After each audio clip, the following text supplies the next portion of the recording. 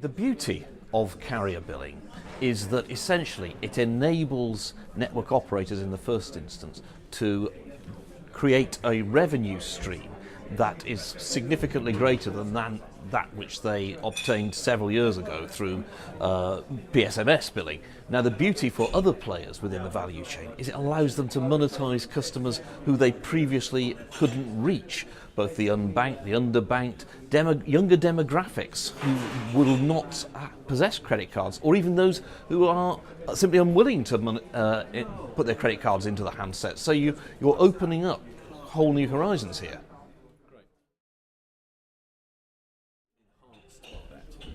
I would say yes. The beauty of it is that it enables you to reach customers and monetize customers, not just on a mobile device, but across a whole range of screens. So on tablets, on games consoles, on laptops, on connected TVs, and with, I suppose, the lifestyle switching from ownership to access across multiple screens, that becomes ever more important.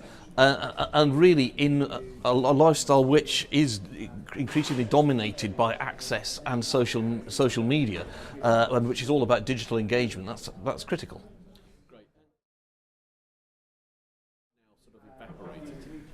I think it's still there with basic SMS, and of course that's why in some markets, notably the US, they've effectively outlawed it, and there was the big scams in the UK several years ago which pushed it onto the back burners.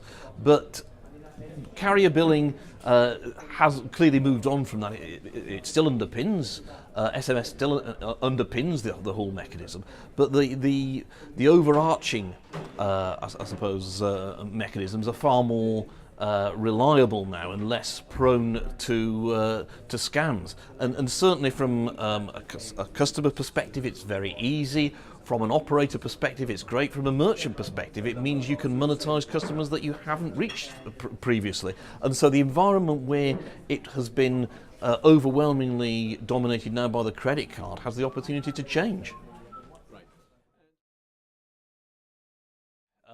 The more people get accustomed to using their mobile for payment, whether it's for remote services and goods, whether it's at point of sale, then the market opens up, I suppose, for you using your handset to pay at the retailer or remote from that. But well, I suppose from Apple's perspective, what's particularly interesting is that you have all of these refurbed iPhones now going into emerging markets, and yet because of its insistence on having a linked credit card with all the unbanked consumers, then you have no way of monetizing that. So in developed markets, Apple Pay is great, but if you're looking at emerging markets, it has no way of monetizing that vast and expanding base who will be buying refurbed iPhones unless it changes its strategy vis-à-vis carrier billing. There's room for both carrier billing and for Apple Pay, simply because carrier billing is largely used to monetize for remote purchases at the present time, whereas what we see is that Apple Pay will be the real driver of point-of-sale contactless payments in developed markets. There is a huge opportunity for carrier billing in emerging markets, given that in 80 markets worldwide you have more than 50% of adults who are unbanked.